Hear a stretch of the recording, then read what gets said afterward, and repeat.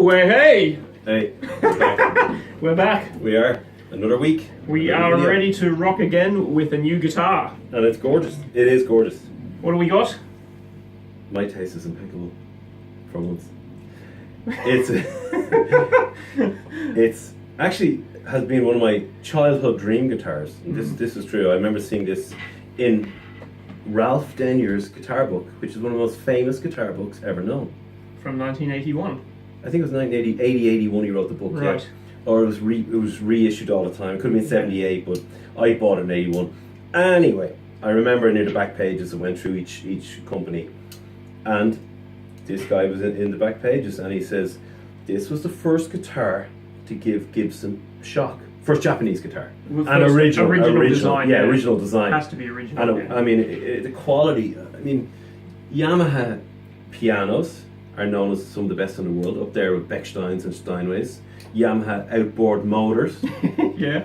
Yamaha anything. You know something about motorbikes, don't you? Oh yeah, you know you're a bit bikey. I'm a bit of a vintage dude. Yeah, but, yeah. yeah. Well, you know, Yamahas are meant to be bikes. quality. Yeah, Yeah, they yeah. don't do bad anything. No, I mean it Yeah. took them a while to get the guitar thing right. I Yeah. mean the 70s for the Well, Japanese guitars was a learning process. So by the time Yamaha brought out this model, which is the SG1000, they got it right. Yeah. And they brought out three models at the same time. They brought out the 1000, the 2000, and the 3000. So the differences are the 1000 is your more basic, like a Les Paul standard sort of thing. Even though it's not Les Paul standard specs, you've still got a ebony fretboard where a Les Paul will have your rosewood.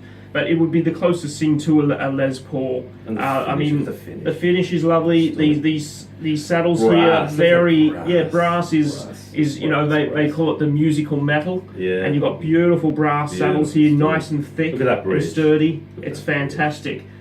So that's your basic model. Then they went to it's a set neck. Then they went to the SG2000, which was actually a whole neck through.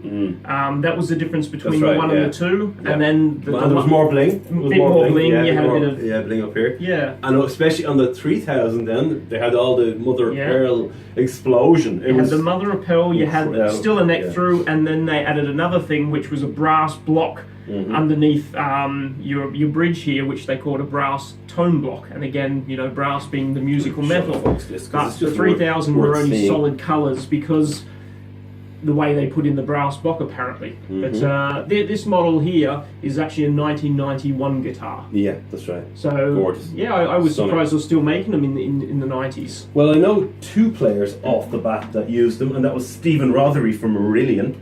I remember on the what tour did I see him on? In the 80s, was it? Yeah, Yeah. but he was playing one of these beautiful, and I think it was a 2000 at least. And then also Rick from Triumph. Rick, what's his name? No idea. Someone tell us his name. Rick. Probably most people don't know who Yeah. Triumph are. No, they're a big Canadian band in the 80s. Well, then you got the most famous Yeah. guy using them was Carlos Santana.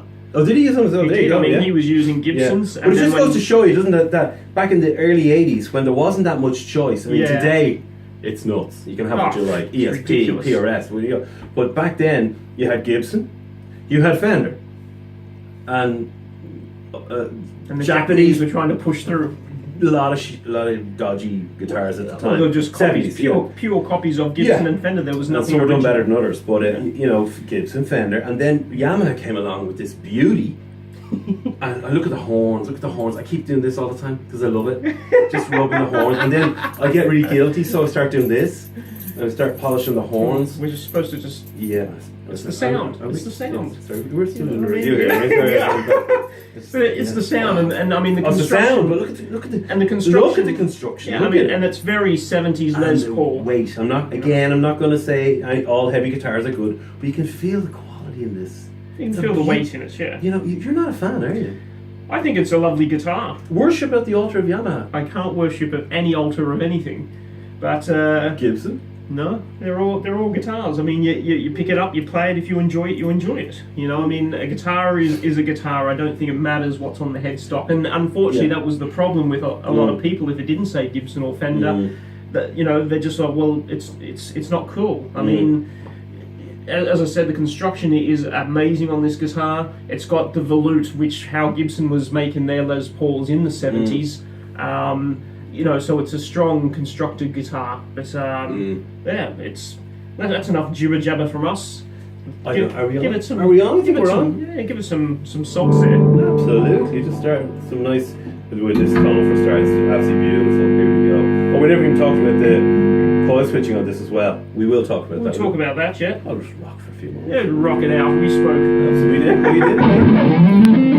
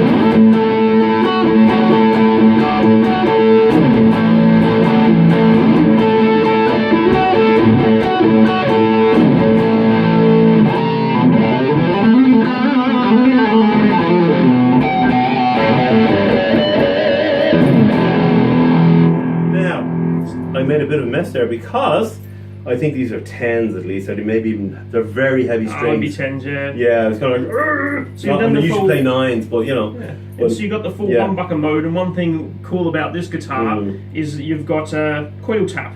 So then if you tap the coil there, it's a single coil on each pickup. Yeah, so yeah.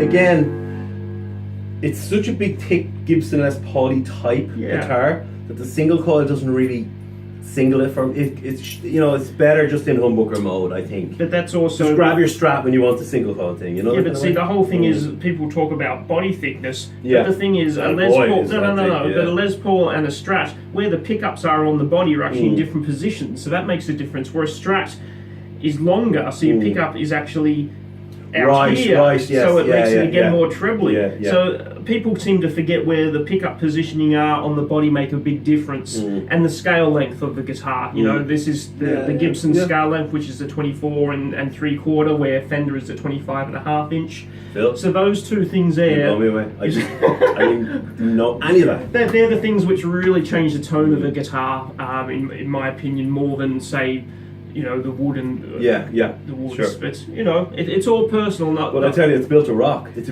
really built to rock. It is, yeah. You can do clean stuff on as well. It's nice, but when we jam these guys, when we rock them, you can really hear the metal in this guitar. It's just it's so 80s. It's so beautiful. I remember the ads, the magazine ads for these guitars. Yeah. And you know, they just looked. It's just so beautiful, the design. Okay, you said earlier you either love or hate them, right?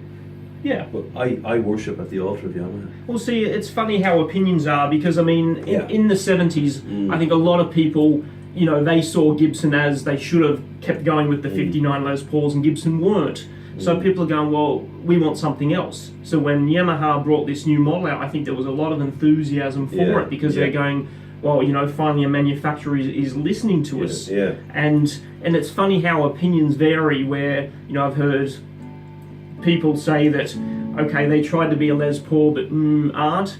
You're saying you absolutely love the guitar. And I mean, to me, the only way to tell a good guitar is put a blindfold on. Don't worry about brand, pick up that guitar. Right, you're saying don't look at the aesthetics, as it were, just... No, not so... Well, I mean, afterwards, but the thing is, blindfold, play the guitar, and if you feel it plays well, then take off the blindfold and look what's on the headstock. Because I think, unfortunately, you know, a lot of great guitars are getting passed by because it doesn't say the big G or the big F on the that is true. headstock. But then again, the neck is really important. The neck in this I find beautiful. Again, it's Gibson-y. Yeah, it's very Gibson-y for kind of 50-90, isn't it? Really, it's two things to be a guitar. I mean, you're holding the neck always, so that neck has to be comfortable. And then the second thing is the pickups. The guitar has to sound great. Was that just a tube going? No, we'll see what happens. Okay. Fair enough. But and that's the thing is, okay, pickups can be changed, but one of the most important things on the guitar is does it feel comfortable? Yeah. Does it sit right? Yeah. If it does, pickups can be changed. And another thing we haven't mentioned is the legacy of Yamaha acoustics, and I've had several Yamaha acoustics. I know we're going off point. You're pitching the Yemis today. I am. We're going off point, but Yamaha acoustics, I've seen them for sale, like vintage ones, 70s, the 70s original FG 110. I can't think of the actual model number. Right. But basically, the dreadnoughty type Yamaha acoustics, 3, 4, 5, 6 grand for some of them. They're really, I mean, they're up there with the Martins. There you go. But again, when they came along, Martin was like, oh shit, what the hell? Yeah. The Yamaha acoustics are famous around the world. Yamaha acoustics are maybe number 2 or 3. They're up there. And I've had a few. I had the Compass, beautiful guitar, and at the moment I've got I can't. Again, it's some model number I can't remember, but it's a gorgeous guitar, beautiful Yamaha, and the pickups, the finish, it's just gorgeous. Yamaha are a really incredible company. I mean, I must say that guitar is a lovely guitar. And what about their keyboards? Their keyboards, the DX7. I'm just saying, they're everything they do. Yamaha. If Yamaha started making Yamaha. Praise at the altar of Yamaha. No, I mean it's unfortunate in a way that people are brand specific because I mean it's a fantastically finished guitar, well built guitar, quality woods. It's a great guitar, so it's a guitar not to be overlooked. And another thing when you look at the prices of guitars, and okay, this is a second-hand guitar from '91. This guitar's for sale. It's at Jimmy's music shop. We had to grab it. We borrowed this guitar. Well, we saw it. I said, look, Dan was adamant, but this guitar is for sale for €1,000, and all the Les Pauls, like your Les Paul standards at Jimmy's, are around 1,600. Oh, and the rest 18. Yeah, 16 to 18. That's what you're going to pay for Gibson Les Paul these days. I mean, you've got 600 to 800 euros off the price for a guitar that's going to play as well. If you can get just don't look at that. If you can get over the the made in Japan thing, which is like today, ESP are made in Japan, they're amazing. But it means nothing today. But if you can get over the made in Japan thing and you can get over the original shape, which is a totally original shape, it's fine. And the thing is, people see Yamaha and go, oh, my outboard motor is a Yamaha on my ski boat. That must be a great guitar. Because Yamaha make great outboard motors. But you don't like their TR10 amp, do you? Oh, that thing? The small thing. There you go, I found a product. No, is that the one that looks like a little radio? Yeah, that's the one. No, that's not fair because in a way, no, let me defend that. It's tinny sounding, but it was a budget little kind of for a little bedroom or something, for carrying around like a little portable little thing. Oh, that's not fair. We're not reviewing any of that anyway. We're reviewing the guitar and overall. What are you going to give it on the nanometer? Yamaha, for me, are up there with ESP, right? Who are just godlike, and LTD, which are excellent guitars. They are, yeah. And they're not as good as my favourite brand, which we'll talk about in the future. Yes. That's going to be a fun week. Let's keep on going with the Yamaha. Yeah, sorry, we're on point. I would easily, and I'm even spat that there, I would easily give this 9.5. Holy moly. On the Richter scale, without question. Yeah, on the Dana Richter scale, yeah, definitely. There's absolutely no... Oh, even as Yamaha tuners, which are actually excellent and are solid, do not go out of tune. I was bashing it earlier and it went out a little bit, but that was my fault because I was doing some crazy bends. But I tell you, this guitar would easily hold its own or beat any Les Paul. Or Paul Reed Smith. Yeah, well, I'd have to give it a good solid 8.59, and that's 8.5 to 9. Oh, okay. I thought it was like 8.59. I thought you were being really pedantic. I was very pedantic. Yes. But no, Pedantic Phil. That's it. That's your new name. Pedantic. Go away. All right, I'm only kidding. Yeah, I mean, to me, the construction is fantastic. You know, it's every bit the quality of a Gibson Les Paul.